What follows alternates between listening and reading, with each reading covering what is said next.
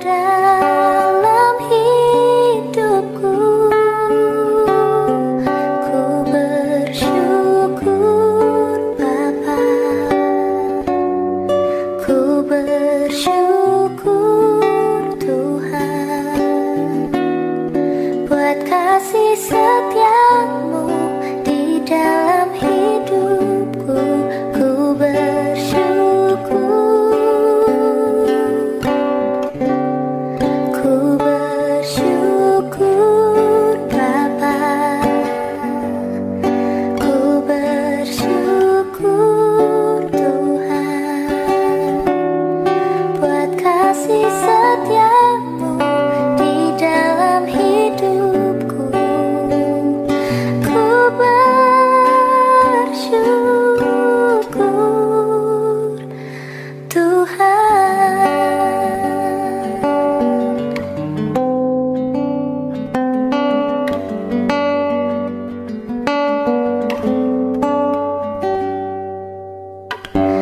Banyak yang kau perbuat di dalam hidupku. Rancangan indahmu terjadi di hidupku. Bapa yang mengerti segala yang ku perlu, kasih-Mu sempurna nyata dalam hidupku. Ku bersyukur Bapa,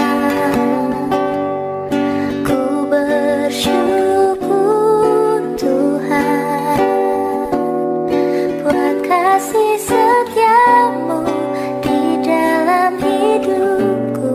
Ku bersyukur, ku bersyukur Bapa, ku bersyukur Tuhan, buat kasih setiamu di dalam hidupku. Ku bersyukur Tuhan.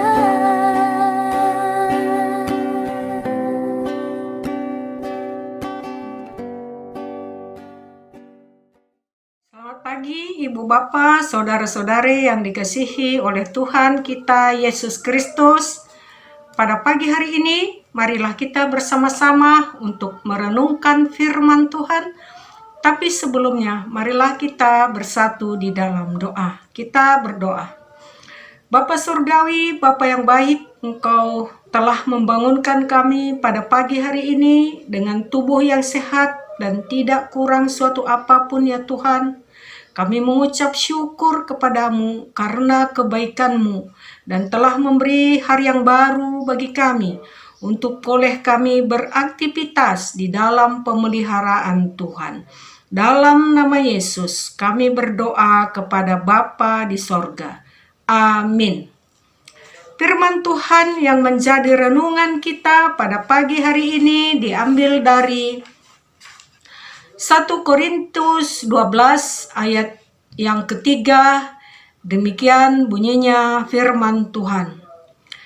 Karena itu aku mau meyakinkan kamu bahwa tidak ada seorang pun yang berkata-kata oleh Roh Allah dapat berkata terkutuklah Yesus. Dan tidak ada seorang pun yang dapat mengaku Yesus adalah Tuhan selain oleh Roh Kudus.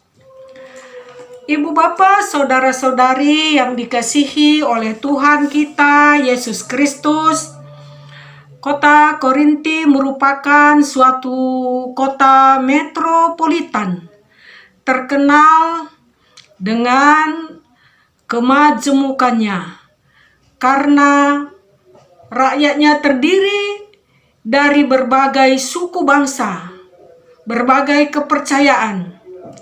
Dan kota Korinti juga terkenal angkuh karena intelektualnya, karena kekayaannya secara materi, dan juga bejat secara moral.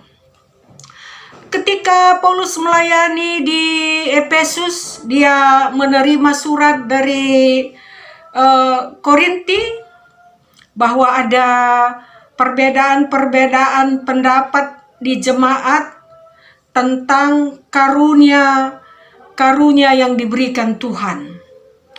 Kemudian di sini Paulus memberikan penjelasan bahwa karunia yang diberikan oleh Tuhan kepada masing-masing orang bukan tujuannya untuk kepentingan pribadi, bukan untuk diri sendiri, ataupun mempergunakannya dengan semau-maunya.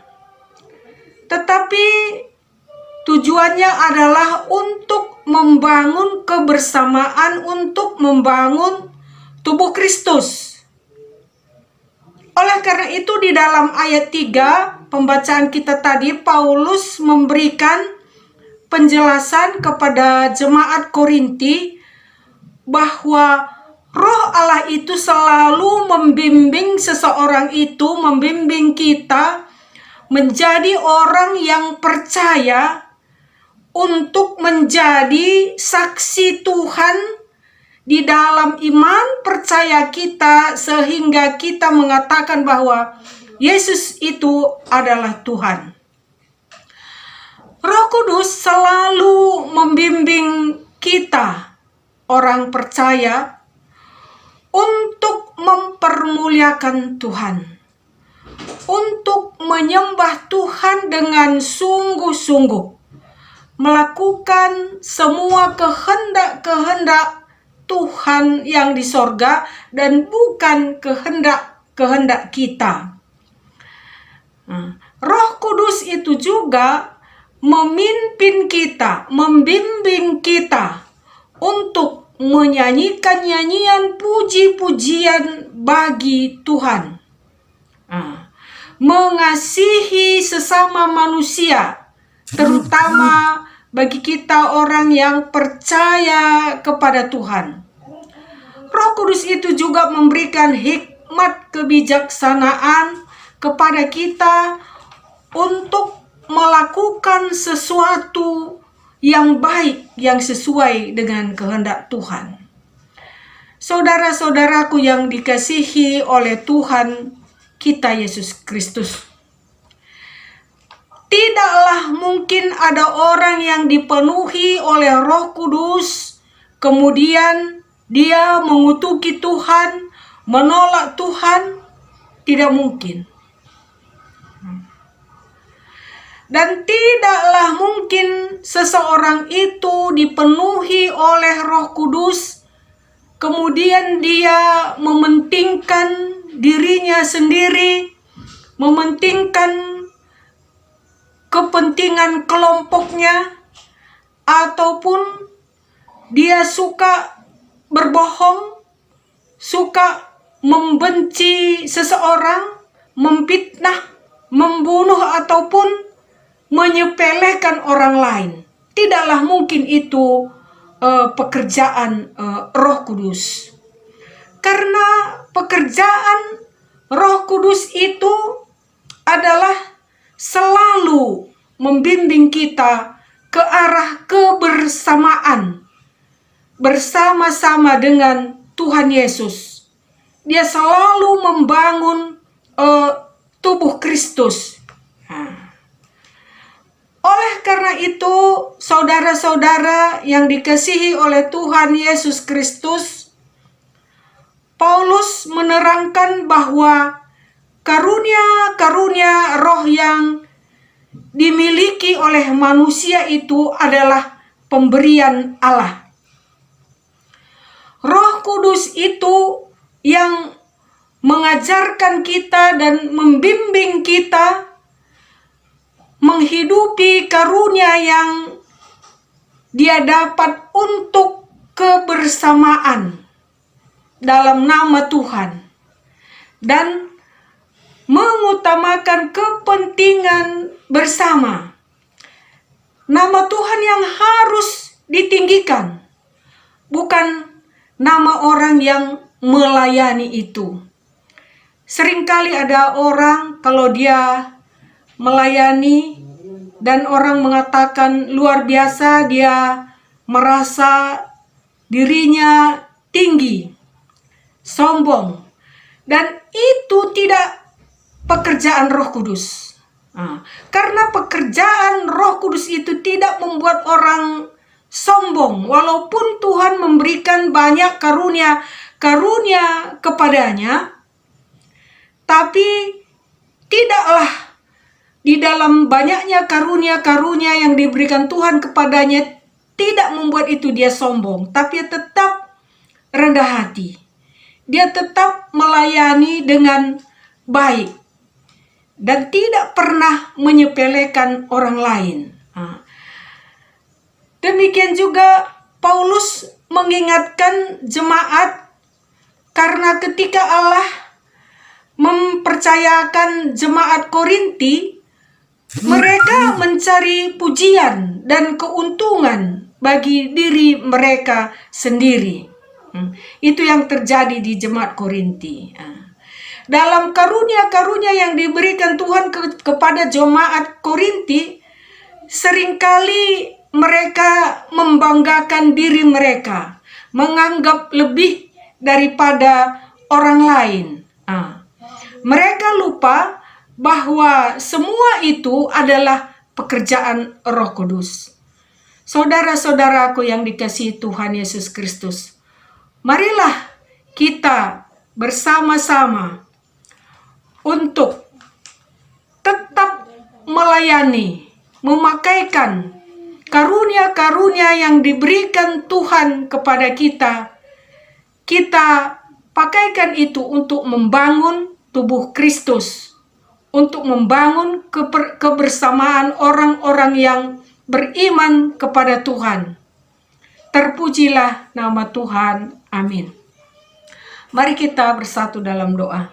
Terima kasih Bapa di sorga, kami telah mendengarkan firman Tuhan, telah mengingatkan kami semua agar Roh Kudus itu selalu bekerja di dalam hati dan pikiran kami untuk memimpin kami, memberi semangat, mendorong kami melakukan kehendak-kehendak Tuhan, dan bukan keinginan-keinginan hati kami saja.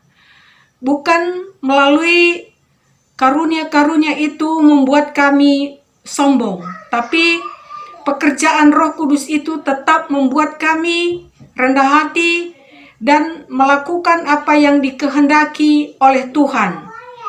Melakukan hal-hal untuk kebersamaan kami, saling mengasihi. Tuhan, kami juga mendoakan jemaat yang ada di Jampin. Engkau memberkati mereka semua, pendeta dengan keluarganya, pertua diaken dengan keluarganya, pengurus kategorial dengan keluarganya, dan semua jemaat. Engkau pimpinlah mereka dengan kuat kuasa Roh Kudus Tuhan. Engkau memberikan kesehatan, hikmat, kebijaksanaan kepada mereka ya Tuhan. Terlebih-lebih di dalam kami menjalani tahun 2022 ini ya Bapa.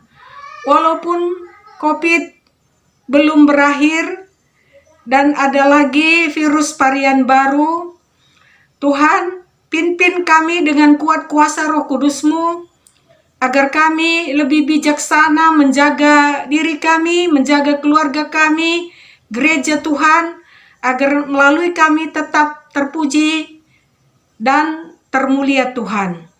Dan di atas semua ini, Bapa, ampunkanlah segala salah dan dosa kami, agar kami tetap menerima berkat yang datangnya dari Tuhan.